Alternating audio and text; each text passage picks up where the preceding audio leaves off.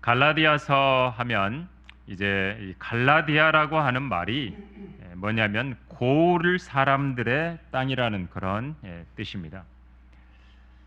그래서 이 갈라디아 사람들이 그러면 어떤 사람들인가 한번 봤더니 굉장히 감정적이고 열정적인 켈트족이 이 갈라디아 사람들입니다. 시전은 이렇게 말했다고 합니다. 이 갈라디아 사람들은 우유부단하고 변덕스럽고 신뢰할 수 없는 자들이다. 시저가 봤을 때 이 갈라디아 사람들의 특성을 이야기를 한 거죠. 근데 그게 이제 바울이 갈라디아에 가보니까 역시 그런 거예요. 아침에는 바울을 경배하려고 해요. 와, 신이다 그러면서. 근데 오후에는 바울을 죽이려고 합니다. 그냥 아침과 오후가 다른 거예요. 아니, 신으로 숭배하려고 했다가 하루아침에 또 바로 죽이려고 하죠. 이게 이제 사도행전 14장에 등장을 합니다.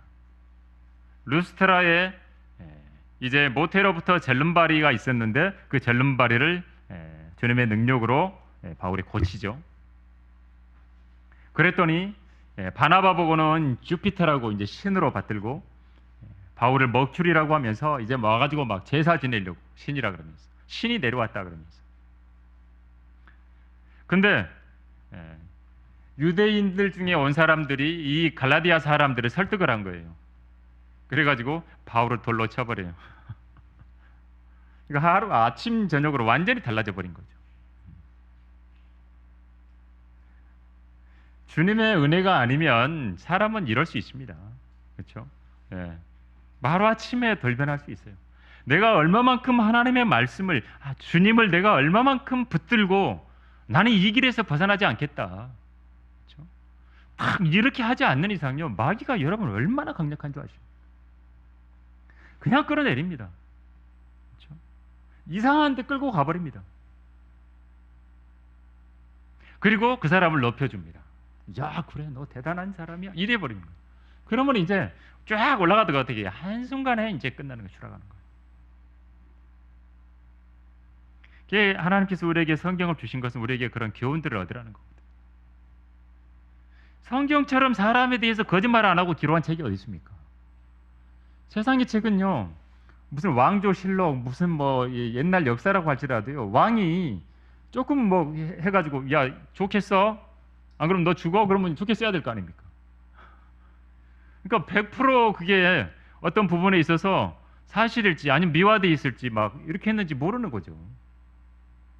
하늘나라 가보면 알겠지만, 내 하나님은 성경에 100% 그대로 기록하신 거예요. 100% 사람에 대해서. 만약에 사람이 성경을 썼다면 포장했겠죠. 다 덮어버리고 막 예쁘게, 그렇죠? 좋은 것만. 그렇지 않았어요. 낱낱이 다 기록한 거예요, 하나님께서.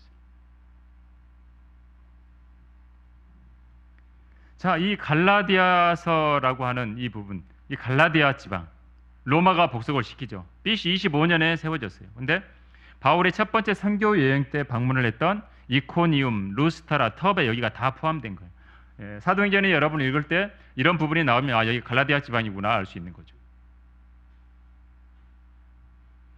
자, 그리고 이 갈라디아서가 기록된 것은 AD 52년에서 53년 정도라고 추정을 합니다.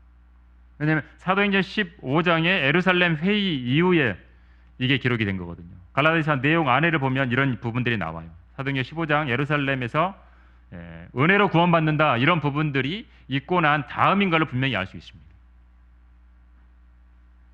기록 대상은 갈라디아에 있는 모든 지역 교회들, 모든 사람들에게 보내진 편지고요. 갈라디아서의 여기에 핵심 단어가 뭐냐면 자유입니다. 자유. 자유롭게 됐다. 예수 그리스도 안에서 자유롭게 됐다. 계속 자유 이야기를 하세요. 여기 보면 갈라디아서 5장 1절에도 그러므로 그리스도께서 우리를 자유케 하신 그 자유 안에 굳게 서서 다시는 종의 멍에를 매지 말라. 당연히 기록자는 사도 바울이겠죠.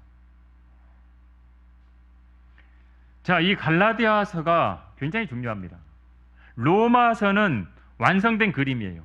완전히 딱 완성돼 있어요. 근데 이 갈라디아서는 그림의 개략적인 스케치라고 할 수 있어요.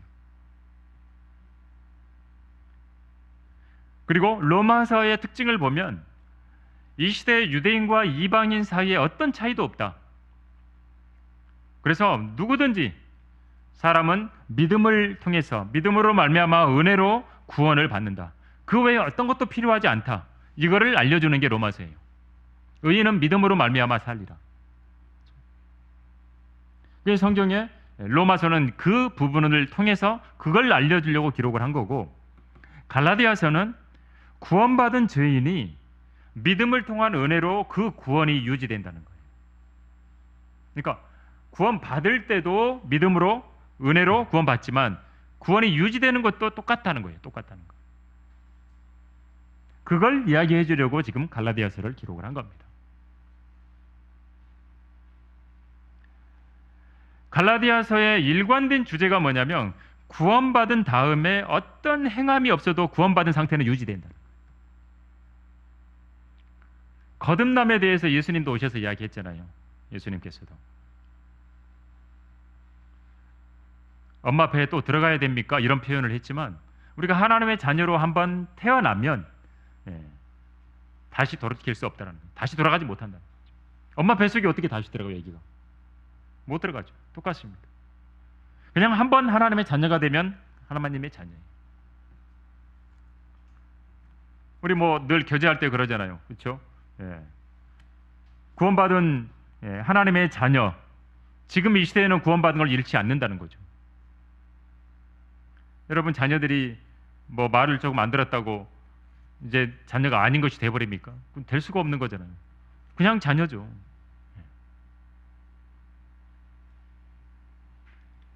갈라디아 지역에 많은 이방인들이 예수님을 믿었어요. 근데 바울이 이제 거기서 이제 떠나가니까 다른 데로 옮겨가니까 복음을 왜곡시키는 무리들이 예루살렘으로부터 와가지고 뭐라고 말하냐면 이방인들이 구원받으려면 율법의 멍에를 매야 된다. 할례를 받아야 구원받는다. 할례를 받아야 된다. 여러분 사도행전 15장 한번 잠깐 펴보십시오. 사도행전 15장입니다.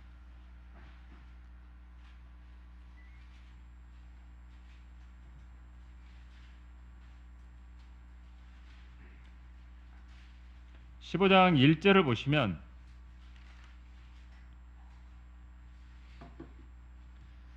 유대에서 내려온 어떤 사람들이 형제들을 가르치며 말하기를 너희가 모세의 율례에 따라 할례 받지 않으면 구원을 받을 수 없느라고 하더라. 그러니까 할례 받아야 구원 받는다는 거. 할례 받아야. 그렇죠? 이방인들 너희들은 할례 받아야 된다. 그래야 구원 받는다. 이걸 이야기한 거예요. 그래서 갈라디아 지역에 할례라고 하는 것이 계속 번진 거예요.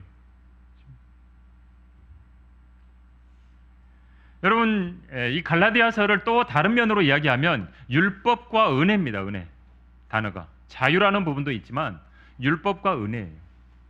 이 율법과 은혜라고 하는 부분들이 계속해서 논쟁이 대상이 됐어요. 계속 율법을 지켜야 된다, 아니 은혜로 된다. 마태복음 10장에 보면 천국 복음이 등장해요. 천국이 가까워 왔느니라 계속해서 이제 보내면서 예수님 제자들을 보내면서 천국이 가까워 왔다고 계속 전하거든요. 근데 바울은 뭐예요? 은혜의 복음을 전파하거든요. 그러니까 성경인데 똑같이 이렇게 딱 종류로만 나누면 신약이라고 돼 있는데 마태복음 신약에서는 그렇죠? 뭐 천국이 갔다 왔다 그러고 뭐 그렇죠? 근데 바울은 뭐라고 그래요? 또 은혜의 복음을 이야기한다 이 말이죠. 율법의 행위와는 전혀 상관이 없는 은혜의 복음만을 전하고 있어요. 은혜의 메시지를 전하고 있거든요. 믿기만 하면 믿음으로 말미암는 그 구원을 전하고 있다는 말이죠. 이방인들이 옛날에 구원받으려면 개종을 했어야 됐어요. 개종을 해야 돼요. 반드시. 개종해서 할례를 받고 모세의 율법을 지켜야 구원받는 것으로 이해했어요. 근데 바울이 이방인들에게 복음을 전하는데 구원을 전할 때 율법주의자들이 엄청나게 싫어한 거죠. 그래서 죽이려고 한 겁니다. 아니 할례 받을 필요 없다는 거예요. 전적으로 믿음으로 말미암아 은혜로 구원받는데요. 그러니까 유대인으로서는 생각이 안 되는 거예요. 믿음으로만 가능하다. 근데 바울이 지나가고 나면 또 와가지고 이렇게 이야기한 거예요. 할례 받아야 구원받는다. 그럼 또 바울 지나가고 나면 또 쫓아와가지고 할례 받아야 구원받아. 계속 그러는 거예요. 그러니까 바울이 어떻게 해요? 갈라디아서를 안 쓸 수가 없어요. 갈라디아서를 기록을 한 거예요. 그래서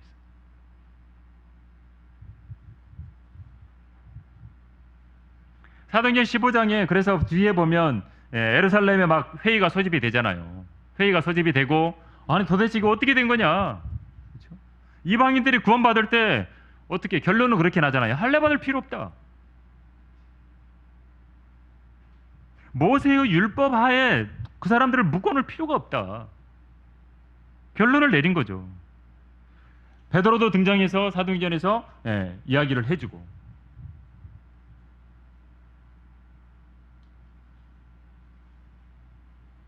계속 이방인들에게 할례 주고 율법을 지켜라 이렇게 말했었는데 율법주의자들이 했었는데 그게 이제 정리가 된 거예요.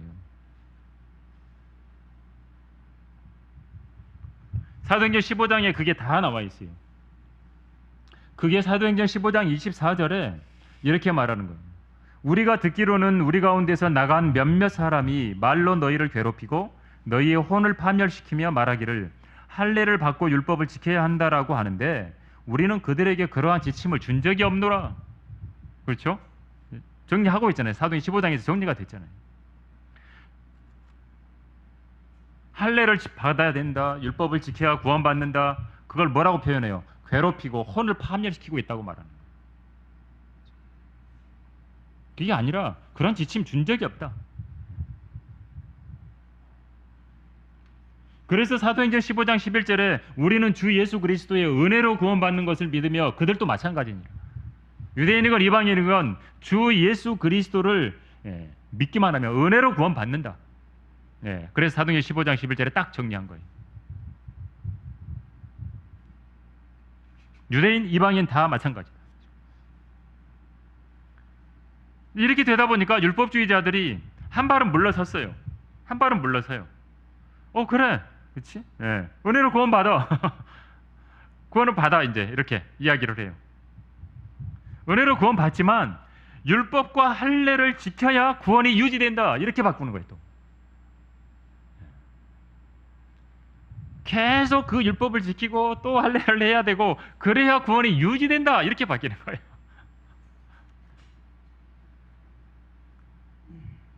그렇게 가르치기 시작한 거예요.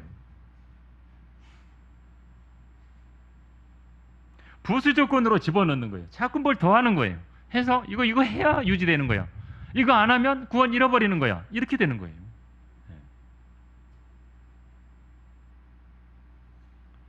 그렇게 끝까지 이 할례를 받고 끝까지 인내해야 끝까지 해야 구원 받는 거야라고 계속해서 사람들에게 가르쳤던 거예요. 율법주의자들이 계속해서 그렇게 한 겁니다. 갈라디아 지방에 갈라디아 교회에 이 율법주의자들이 가가지고 계속해서 그걸 집어넣었던 거예요. 그러니까 너무나 혼란스러워져 본 거죠. 아까 말한 것처럼 혼을 막 파멸시킨다고 할 정도로니까. 근데 바울이 들어보니까 갈라디아 지방에 소식이 들었을 거 아니에요. 막 이런 일이 생긴 거예요. 와가지고 할례를 지켜야 유지되고 율법을 지켜야 유지되고 이런 소식이 그걸 가르치고 있다라는 걸 들은 거예요. 그러니까 지금 막 길을 벗어나 버린 거잖아요. 지금 쫙 벗어나 버린 거죠. 그래서 갈라디아서를 쓴 거예요. 그래서 갈라디아서. 오늘 제목이 기록한 목적이잖아요. 갈라디아서 왜 썼냐 이거예요. 율법주의라고 하는 말은 한마디로 의식을 지켜야 돼요. 뭔가 규례를 지키고 율법을 지켜야 구원받는다. 그거예요. 율법주의는. 유대인들은 계속해서 그렇게 해왔었죠. 근데 그게 아니다. 이걸 가르쳐주는 성경이 뭐냐면 로마서예요. 로마서. 로마서에서는 말하잖아요. 우리는 사람의 율법의 행위들이 없이 믿음으로 의롭게 된다고 단정하노라 이야기하잖아요. 단정하노라. 딱 단정적으로 이야기해요. 로마서 3장에서.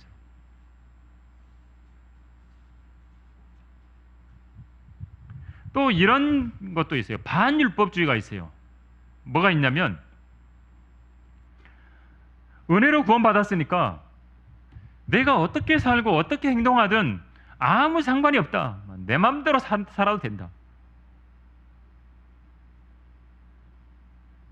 근데 성경은 그렇게 말하지 않아요. 로마서에서 또 나와요. 그렇죠? 뭐라 그래요? 로마서에서 중요한 단어, 강력하게 이야기하는 단어. 결코 그럴 수 없느니라. 예. 은혜가 넘치게 하려고 죄에 거하겠느냐? 나 은혜로 구원받았으니까 나 죄 지어도 돼. 결코 그럴 수 없느니라 이야기야. 결코 그럴 수 없는. 야고보서도 물론 우리 시대에 적용되는 말은 아니지만 우리가 영적으로 적용해 보면 믿었어요. 믿었으면 행함이 따라야죠. 그렇죠? 믿었으면 뭐라도 변화된 모습이라든지. 그렇죠? 믿었는데 아무것도 없으면 이상하잖아요. 그렇죠? 믿었으면 최소한 양심의 가책이라도 느껴서 내가 이렇게 하면 안 되는데 뭔가 좀 그럴 거 아니에요. 이제 하나님이 두려워지고 그렇죠? 하나님 말씀을 들으니까 보니까 진짜 믿음이 생기고 믿음은 행함으로 연결이 되거든요. 변화를 이끌어내거든요. 진짜 여러분 죽다가 살아난 사람이 아무렇게나 살겠습니까? 그렇지 않겠죠. 그게 믿음이거든요. 진짜 구원받은 사람들의 모습이 돼야 된다는 거죠. 그 또 한 가지가 뭐냐면 갈라디아주의예요. 갈라디아주의. 구원은 은혜로 얻어요. 구원은 은혜로 받는데 율법을 지키면서 해야 보존된다 이렇게 말하는 거예요. 갈라디아주의가. 행위에 의해서 그게 보존된다 이렇게 하는 거예요. 그게 갈라디아주의라고 말할 수 있는 거예요. 그래서 이런 잘못된 것들로부터 이런 잘못된 가르침들로부터 지키기 위해서 갈라디아 성도들을 갈라디아서를 쓴 거예요. 편지를. 그래서 강력하게 쓴 거예요. 강력하게. 갈라디아 이 교회의 문제가 뭐였냐면 그런 잘못된 가르침에 막 들어오다 보니까 어떻게 되냐면 성령으로 시작했다가 육체로 완전해지려고 하는 거예요. 그렇죠? 네. 성령으로 말미암아 성령의 열매를 맺고 성령 안에서 온전해져야 되는데 그게 아니라 성령으로 시작했다가 육체로 온전해지는 거예요. 그걸 갈라디아서에서 기록을 하고 있습니다. 갈라디아서 3장 3절 봐보세요.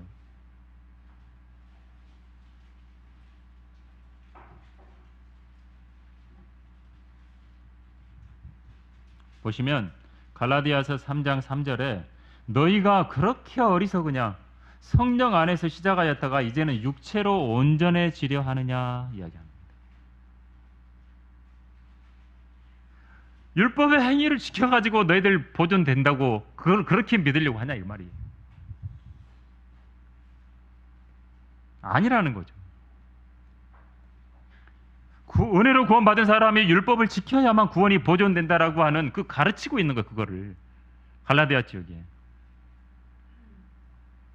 그래서 사도 바울은 갈라디아서 2장 19절에 내가 율법으로 말미암아 율법에게 죽은 것은 하나님께는 살고자 함이라고 말하는 겁니다. 율법에 대해서는 죽었다 이렇게 말합니다. 그리고 하나님께 살았다 하나님께 대해서. 여러분 율법을 지키려고 하면 한이 없잖아요. 한이 없어요. 끝이 없어요. 끝이. 그래서 사도 바울은 뭐라고 말하냐면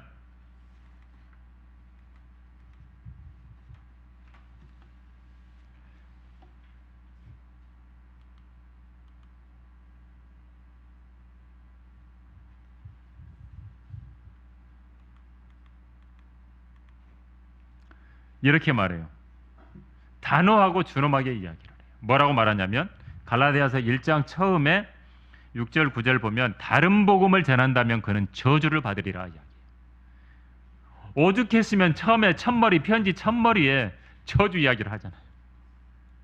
갈라디아 지방에 지금 그런 일이 있었던 거예요. 그래서 다른 복음을 전하면 그는 저주를 받으리라고 강력하게 이야기를 한 거예요.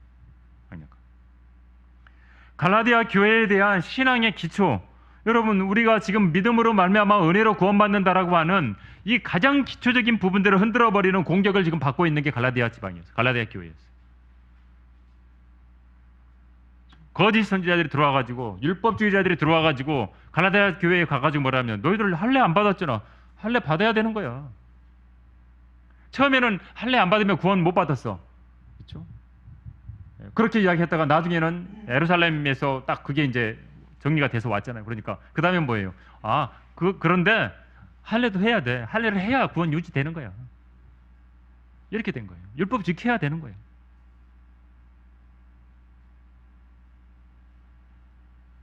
그런 상태니까 이렇게 강력하게 말한 거예요.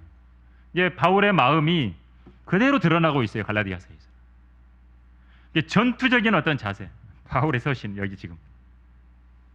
바울은 율법주의를 조금도 허용하지 않았어요. 조금도.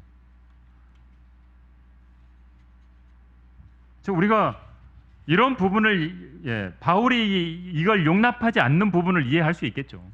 그렇죠? 이걸 용납해 버리면 교리가 완전히 이상하게 돼 버리잖아요. 행위 구원이 돼 버리잖아요. 그렇죠? 다른 복음이 돼 버리잖아요.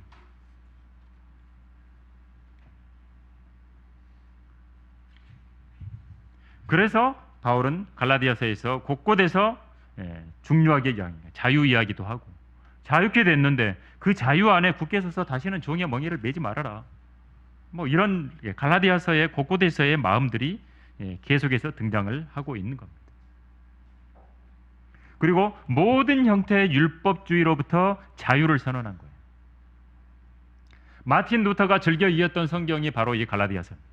로마서하고 갈라디아서를 자주 계속 읽었대요. 루터는 가톨릭의 신부였잖아요. 자기가 고행을 하면서 그 행위로 구원 받아보겠다고 했지만 아닌 걸 알게 됐죠. 성경을 보면서. 이 갈라디아서하고 로마서를 너무 좋아한 거예요. 갈라디아서를 심지어는 자기 아내 이름이 캐서린인데 그 애칭으로 캐시라고 불렀대요. 갈라디아서를 캐시라고 불렀대요. 너무 사랑한 거예요. 갈라디아서를. 그리고 로마서와 갈라디아서를 통해서 종교개혁을 한 거예요. 이걸 보고 의인은 믿음으로 말미암아 살리라.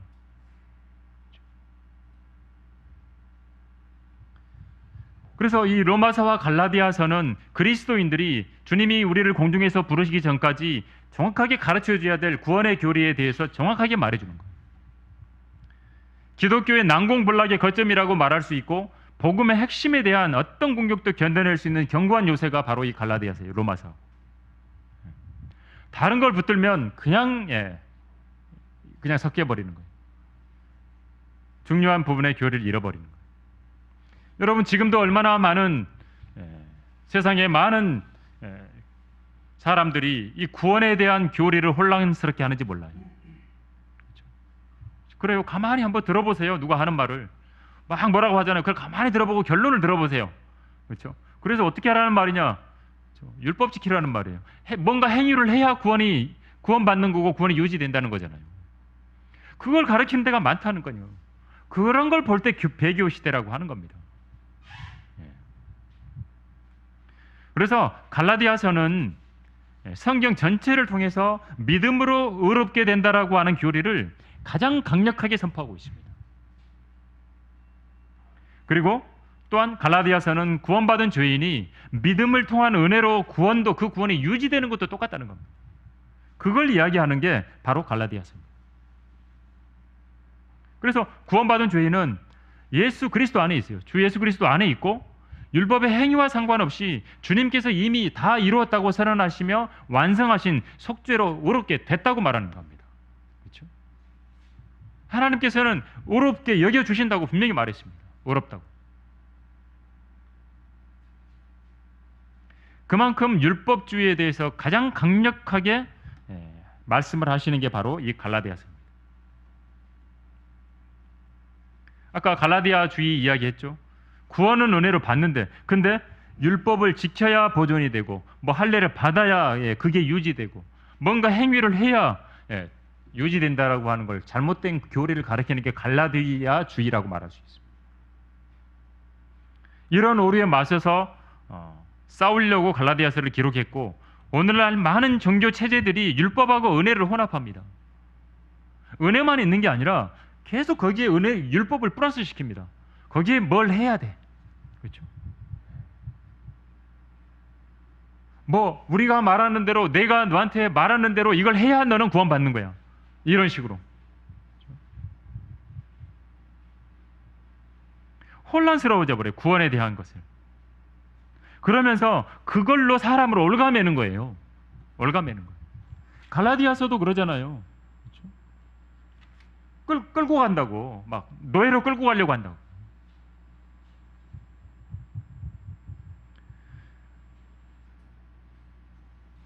그래서 우리가 갈라디아서를 읽을 때 여러분 잘 기억하면서 이런 어떤 전반적인 어떤 상황들을 우리가 봐야 된다라고 하는 겁니다. 갈라디아서 1장의 핵심 단어가 뭐냐면 복음이에요. 복음. 1장에 보면 다른 복음은 없다 그러면서 다른 복음을 전하면 저주받는다고까지 이야기하죠. 복음에 대해서 이야기해요. 그리고 바울은 자기가 전하고 있는 이 복음, 또 사도라고 하는 이 직분이 주님으로부터 직접 온 거다. 사람에게서 온 게 아니다. 자기는 이야기를 합니다. 하늘로부터, 하나님께로부터 직접 받은 계시로 자기는 이야기한다. 여러분, 바울이 어떻게 사도가 되었냐? 사람에 의해서도 아니고 오직 예수 그리스도와 죽은 자들로부터 그분을 살리신 하나님 아버지에 의하여 사도가 됐다고. 오늘 본문 1절 보시면, 갈라디아서 1장 처음 보시면요, 사람들로부터도 아니요 사람에 의해서도 아니고 오직 예수 그리스도와 죽은 자들로부터 그분을 살리신 하나님 아버지에 의하여 사도된 바울, 이렇게 분명히 이야기하고 있습니다. 사람으로부터 뭐 된 게 아니에요.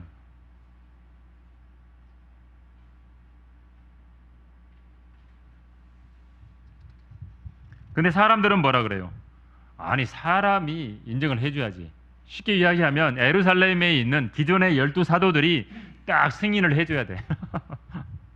승인을 해줘야 자격이 생기는 거예요. 그러니까 바울을 생뚱맞게 자기가 사도라고 막 그런다 이거예요. 야, 네가 뭔 사도야? 인정을 안 하는 거예요. 그러니까 기존의 사도들이 있잖아요. 예수님하고 같이 다녔던, 그렇죠? 예수님이 십자가에 풀려 죽기 이전에 같이 다녔던 사도들, 막 베드로, 야고보, 요한, 막 이런 사도들은 쟁쟁하잖아요. 주님하고 같이 늘 다녔으니까. 뭔가 말하면 딱 권위가 있어요. 그렇죠? 예. 근데 바울이 뭐라고 하니까, 야, 너 누가 너 사도야, 사도라 그랬어? 이렇게 돼버린 거예요. 인정을 안 해주는 거예요. 그러니까 지금 갈라디아 편지 1장 처음부터 자기가 사도라는 걸 밝히는 거예요. 나는, 그렇죠, 사람에 의해서 사도가 된 게 아니다. 밝히고 있는 거예요. 밝힐 수밖에 없는 거예요. 지금 상황이. 사람들로부터 아니다. 사람에 의해서도 아니다. 오직 예수 그리스도와 죽은 자들로부터 그분을 살리신 하나님 아버지에 의해서 난 사도됐다. 그렇죠? 아주 정확하게 이야기를 하는 거예요. 정확하게.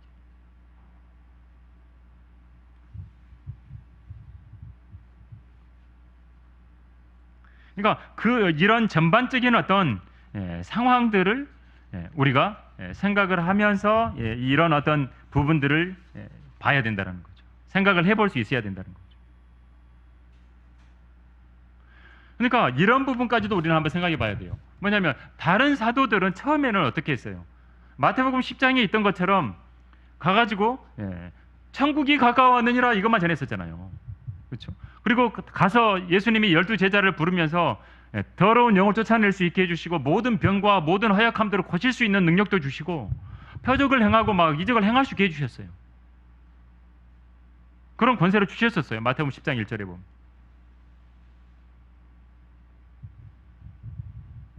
그리고 그때 이스라엘한테만 가라고 그랬어요. 이방인 가라는 말도 안 했고. 근데 뜬금없이 바울은 와가지고 막 이방인들에게 가는 거예요. 사도라 그러면서. 그러니까 이게 이해가 안 되는 거예요. 유대인들이, 기존의 사람들이. 바울이 계속 걸리는 거예요. 그냥 계속.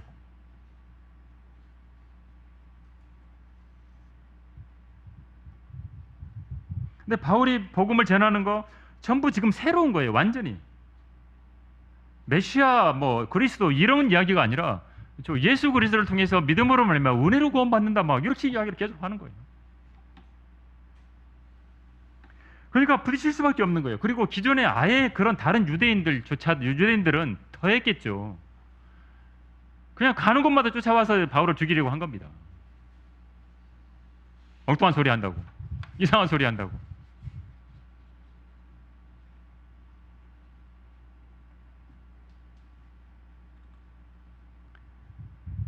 그러니까 완전히 다르잖아. 율법하고 율법의 잣대로 쟀을 때하고 은혜라고 하는 것의 잣대를 쟀을 때는 다르잖아요. 율법은 죄인을 정죄만 합니다. 해결도 못 해주면서. 근데 은혜는 뭐예요? 용서해 주잖아요, 죄인을. 그런 걸 예수님이 오셔서 보여주신 거예요. 가늠하다가 잡혀가지고 온 여인, 유대인들은 다 둘러싸가지고 죽이라고 돌로 쳐가지고 죽여야 된다고 하잖아요. 근데 예수님은 어떻게 해요? 용서해 주시잖아요. 율법의 끝이 되신 것을 예수님이 오셔서 보여주신 거예요. 바뀌었다. 하나님께서 경영하는 방침이 바뀌었다. 바뀌고 있다. 보여주신 거예요. 일부러.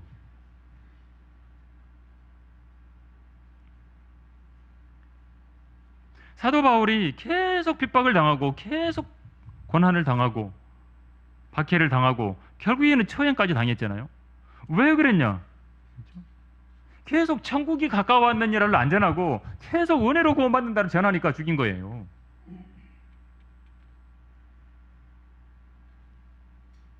인정이 안 되는 거예요. 그게 안 받아들이는 거죠. 잘. 근데 성경을 보니까 우리는 지금 이 시대에 보니까 어때요? 아니잖아요. 하나님께서 은혜로 구원해 주시는 게 맞잖아요.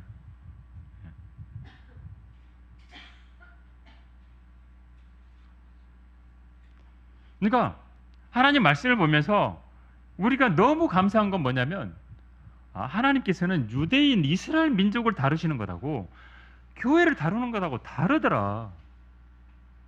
이제 완전히 달라졌다. 그래서 갈라디아서를 보면 율법주의라고 하는 것이 휘장으로 싹 뭘 가려놨다면 이 휘장 다 뜯어버리는 거예요. 갈라디아서는 다 없애버리는 거예요. 예수님이 죽으실 때도 그랬잖아요. 성전에 휘장이 다 찢어져 버렸잖아요. 하나님께 누구든지 들어갈 수 있게, 예수 그리스도를 통해서 들어갈 수 있게 해주셨죠. 그 율법주의 휘장을 싹 없애버려야 은혜라고 하는 은혜의 자유를 맛볼 수 있게 되는 거거든요. 볼 수 있게 되는 거거든요. 그래서 이 갈라디아서가 그만큼 중요한 거예요.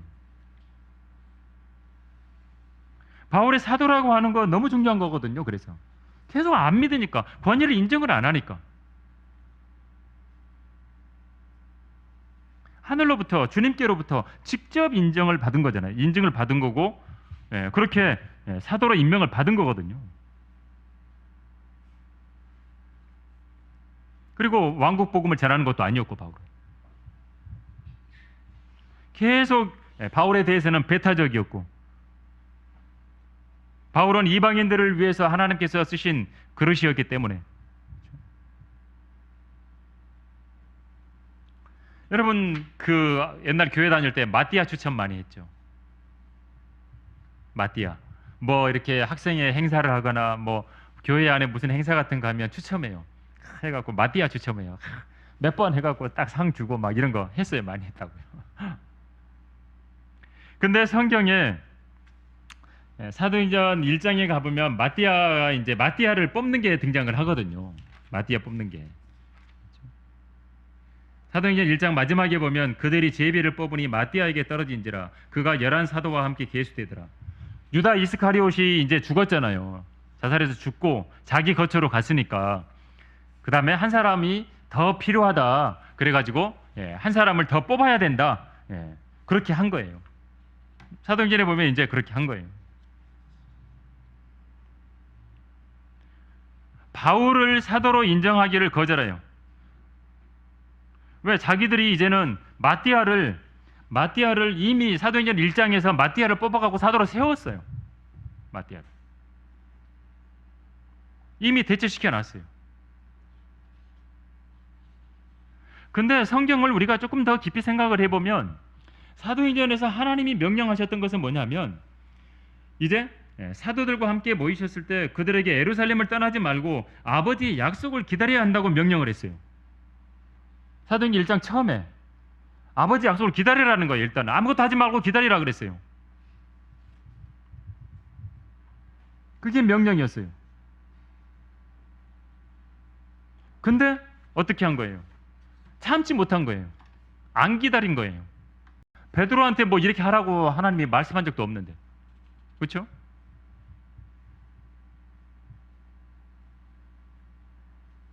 그리고 예를 들어서 진짜 뭐 제대로라면 성령님께서 인도해 달라고 기도하고 기다렸어야지. 그러면 성령님이 말씀하는 상황이라고요. 여기는 지금 직접 음성으로 말하는 상황이라고. 근데 안 하고 그냥 해갖고 해서 그냥 뽑겠습니다. 뽑아버린 거예요. 그래서 제비를 뽑은 거예요. 마치 이삭을 기다리지 못하고 급해갖고 그냥 이스마엘 낳아버릴 거랑 똑같은 거예요. 마띠아가 아니라 하나님은 바울을 선택하신 거예요.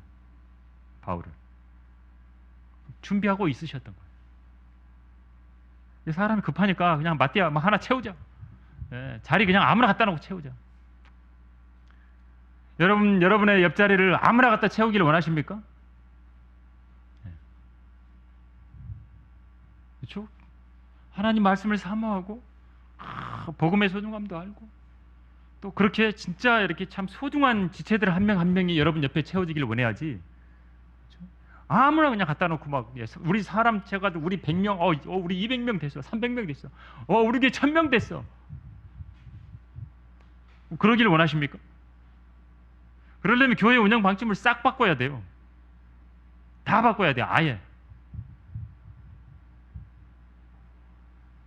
한 사람 한 사람이 하나님 말씀을 소중히 여기고 복음에 대해서 가치도 알고, 그렇죠? 한 사람 한 사람에게 그 소중한 부분을 잘 인도하고, 그래서 우리와 함께 같은 믿음으로 잘 성장해 갈 성도들이 채워지기를 원하는 거죠. 한 사람씩. 그렇게 우리 가족들이 그렇게 똑같이 주님 안에서 구원받고 또 채워지기를 원하고, 그렇죠? 성령님의 지시를 기다리지 않고 그냥 제비를 뽑아버리는 거죠.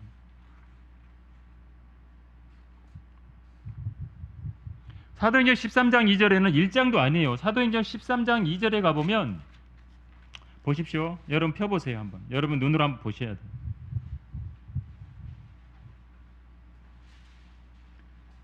사도행전 13장 2절에 그들이 주를 섬기며 금식하고 있을 때 성령께서 말씀하시기를 내가 불러 시키는 일을 위하여 바나바와 사울을 내게 따로 구별해 놓으라. 성령님이 13장에서조차도 직접 말을 하시잖아요. 이렇게 하라고. 그렇죠? 근데 1장에서 급해가지고 마띠아 뽑아버려요. 그러면 안 된다는 거죠. 하나님은 바울을 택하신 거예요. 바울을 택하셔서 이방인을 위한 그릇으로 쓰겠다고 하신 거예요. 계획이 있으신 거죠, 하나님께서.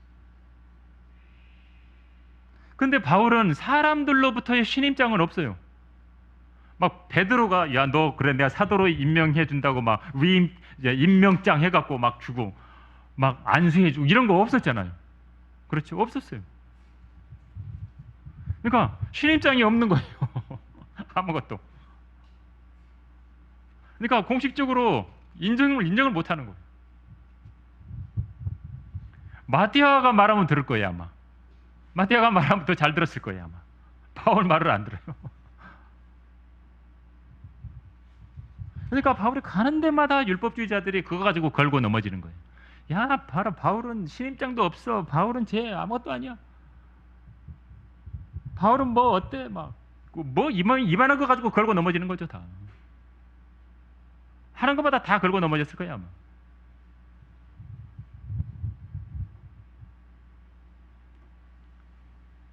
그런 배경인 그 배경.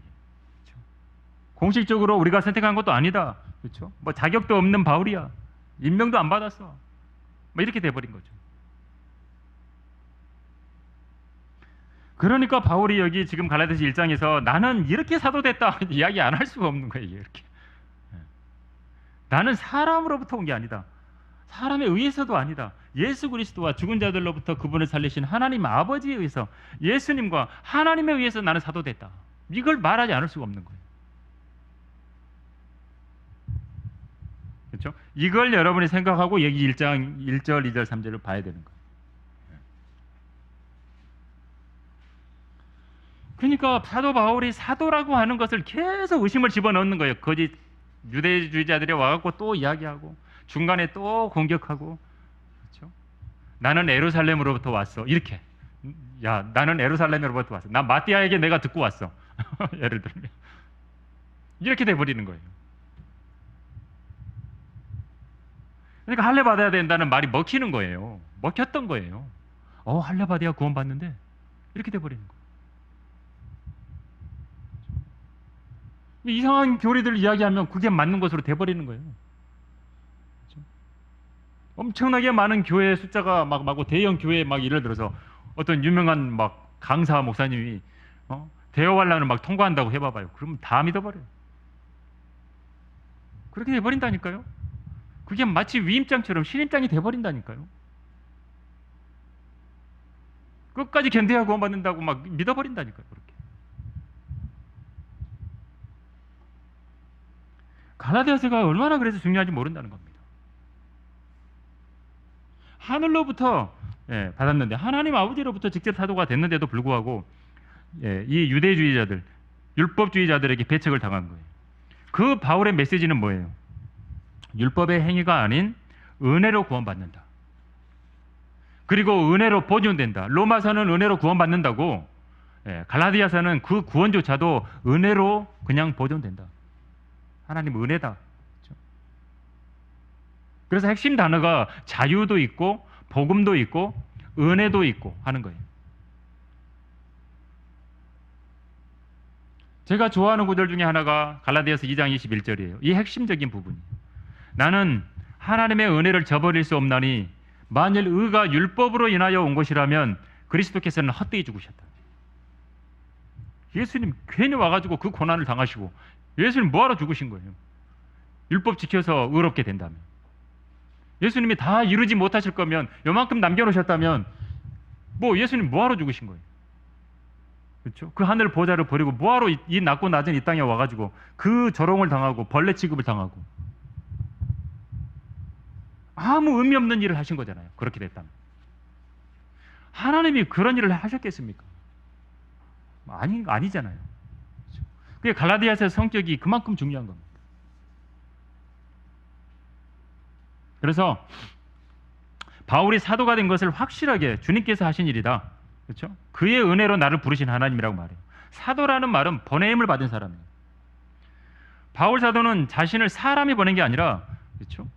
아니다. 하나님께로부터 왔다. 나는. 하나님의 부르심을 받은 사람은 하나님께서 부르셨다라는 분명한 사실을 확신해야 됩니다.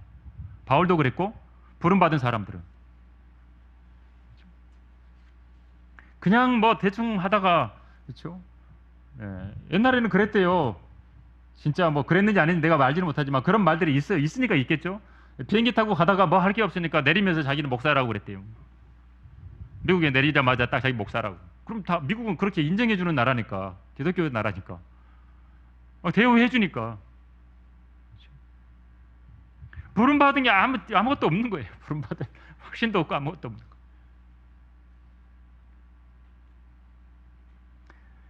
여러분, 확신이 필요한 거죠. 이런 확신이 필요한 것은 보냄을 받아서 수행하는 일이 힘든 일이에요. 주님께로부터 보냄을 받은 바울이 쉬운 일, 거저먹기 쉬운 일을 했던가요? 사도들이 그렇게 쉬운 일을 했던가요? 아니었다고. 진짜 주님의 사역을 하는 참된 진짜 이 교회의 사역자들은 쉬운 일이 아니에요. 그렇죠?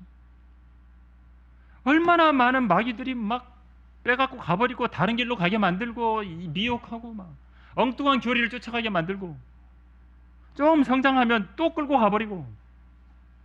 그렇죠? 교회 여러분 많지 않잖아요. 우리 교회도. 정신적으로도 힘든 일이에요. 여러분. 사탄이 끊임없이 공격을 해요. 사역자도 사람인데 마음에 유혹이 없겠습니까? 육신을 가지고 있는데, 육신 안에 사는 게 없는데, 그럼 미혹도 있고 다 받는 거예요. 똑같이. 그러니까 주님이 부르셨다라는 이 소명에 대한 확신이 있어야 마지막까지 경주하는 거예요. 안 그러면 그냥 다 그만두는 거예요. 다. 마귀가 또 얼마나 공격을 하는지. 목자를 치면 양들이 흩어지는 걸 알기 때문에 사탄은 그냥 목자 치는 거예요. 수많은 방법을 동원해서 낙심시키고 공격하고 막 온갖 방법으로 공격을 하는 겁니다. 그러니까 확신이 없으면 마지막까지 달리지 못하는 거예요. 그리고 이 부르심을 받은 사람들을 대할 때 필요한 건 뭐냐면, 그래서 존경이 필요한 겁니다. 성경에도 그래서 존경하라고 나와 있어요. 존경만 할 뿐이 아니라 위로도 하라 그래요. 위로도. 왜냐하면 부르심을 받았기 때문에 그 직책으로 인해서 무거운 정신적인 압박을 받아요. 사람이, 성도들이 많고 적은 것 그 차이가 아니에요. 그거는 상관이 없어요. 늘 두렵고 떨리는 마음으로 사역을 해야 되니까.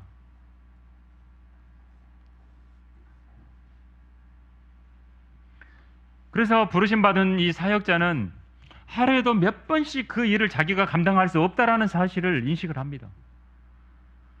또 하다가 또 잘 못하고 너무 연약한 모습도 드러나고 그러면 어때요? 내가 이걸 감당할 수 없는데, 나는 진짜 이거 못하는데. 부름받은 사람은 그래요. 주님의 부름받은 사람. 바울이라고 그랬겠어요? 바울 여러분 로마서 7장 읽어보세요. 비참한 사람이라 그래 자기는. 바울이니까 잘했겠지. 그렇죠? 바울은 아무 문제 없어. 바울은 완전히 뭐 스트라이크맨이야. 완전히 뭐든지 잘해.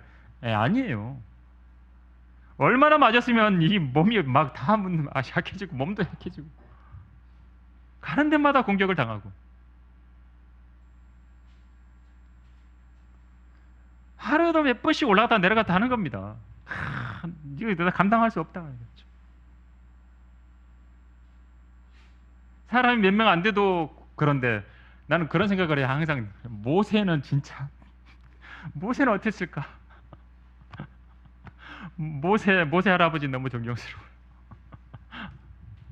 200만 명. 그 사람들이 200만 명 이야기하면 100% 예스! 그러고는 쫙 막 그게 아니었잖아요. 그냥 막 계속 모세하고 아론한테 반대했잖아요. 막 급부로 막 불평하고, 우리 죽이려고 광야로 데리고 나왔냐고, 물도 없는데 왜 데리고 나왔냐고, 먹을 것도 없다고. 여러분, 부름받은 사람들은 자기가 맡은 일이 두려운 겁니다. 작은 실수를 해도 그게 하나님의 영광을 가릴 수 있다는 그런 마음 때문에 두렵고 떨리는 것이 사역자가 받는 심리적인 압박의 실제예요. 이게. 그래서 데살로니가전서 5장 13절에 존경하라고 한 겁니다. 보면 그들의 하는 일로 인하여 사랑으로 그들을 극진히 존경하라. 그리고 너희는 서로 화목하라. 이렇게 말해요. 그리고 디모데전서 5장 17절에도 말씀과 교리를 가르치는 일에 수고하는 이들에게 그래야 할지니라고 말한 거예요. 회중은 그래서 존경할 뿐만이 아니라 위로해 줘야 돼요. 그럴 때 회중이 복을 받는 겁니다. 왜냐하면 그래야 힘을 얻어서 더 열심히 할 거 아닙니까? 그렇죠? 마치 축구 선수들이, 아니면 뭐 스포츠 선수들이나 이런 사람들이 해가지고 그렇게 열심히 뛰었는데 골을 하나도 못 넣어봐요. 대한민국 축구 선수들.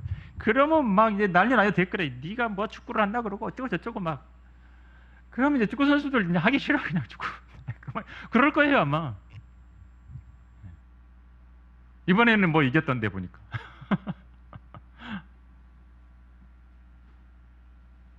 여러분, 존경하고 위로해주면요 더 잘합니다. 열심히 하라 그럽니다. 그렇게 안 하면 우리 전체가 손해예요. 전체가. 그래서 사도 바울도 편지에서 기도 좀 해달라고 맨날 부탁한 겁니다. 바울도 자기도 약하니까. 그렇죠? 기도해달라고, 나를 위해서 기도해달라고. 그 하나님께서 그 기도를 들어주시고 바울에게 힘을 주셨을 거고, 그래서 더 힘있게 복음을 전하는 거예요. 그건 믿었으니까 기도해달라고 부탁한 거예요. 여러분도 힘드시면 여러분 옆에 형제 자매님들도, 그렇죠? 각자에게 맡겨주신 사역들이 있어요.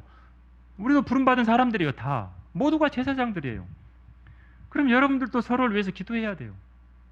힘든 일 있으면 기도 부탁하고. 이처럼 사역자들을 위해서 기도하는 그런 교회가 필요한 거예요. 늘 말씀드리지만 복음 전하는데 내가 못 나간다. 그러면 몇 시에 복음 전한다고 했더라 목사님이. 그러면 그 시간 기억해 갖고 기도해 줘야 됩니다. 그렇죠? 방이 없게 한 사람이라도 구원받게. 그렇죠? 전도지들이 버려지지 않게. 바울이 갈라디아서에서 자신의 사도직에 대해서 그렇게 언급한 것은 이런 전반적인 문제 때문에 그런 거예요. 언급 안 할 수가 없었던 거예요. 나도 다른 사도들처럼 동일한 권위가 있다. 그래야 뒤에 말을 들을 거 아닙니까? 편지를 뒤에 읽어볼 거 아니에요. 안 그러면 야 바울에게 편지 왔대 던져버려. 저기 안 읽어버리고 소용없잖아요. 그럼 뭐하러 편지를 써야 돼? 읽어야 될 거 아니에요. 읽어야 될 거 아니에요.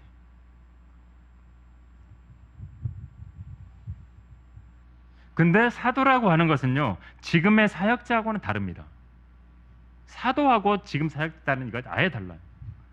사역자들도 하나님의 부르심을 받았지만, 그래서 섬기지만 성경의 사도들과 똑같은 권위를 주장할 수는 없어요. 만약에 자신이 성경에 나오는 사도들과 똑같은 권위를 가지고 있다고 하는 사역자들은 자기가 자기 권위를 성경하고 같은 위치에 놓는 거예요. 하나님께서 바울을 쓰셨던 것은 성경을 기록하게 하신 사도예요. 근데 지금 사역자들, 지도자들은 그렇지 않다는 겁니다. 성경하고 동일한 권위를 주면 안 돼요. 로마 카톨릭이 잘못한 것은 딱 그거예요. 사도직을 계승했다. 이상한 교리를 만든 거죠. 교황이 사도직을 계승했다. 그리고 그 카톨릭 교회 위에 사도적인 권위를 가진다. 그것의 전체적인 진짜 성경하고 똑같은 권위를 줘버린 거예요. 그래서 무호하다고 해버린 겁니다. 하나님 말씀이 무호하지 어떻게 교황이, 카톨릭이 무호하냐고요. 이런 걸 갖다가 써먹는 거예요. 다 사이비들이 그런 걸 써먹는다고요. 무슨 짓을 해도 자기는 다 옳다고 돼버린 거예요. 사도직의 권위를 똑같이 갖게 돼버리는 거예요. 그래서 무슨 운동을 하는 거예요? 기독교계들이 신사도 운동을 하는 겁니다.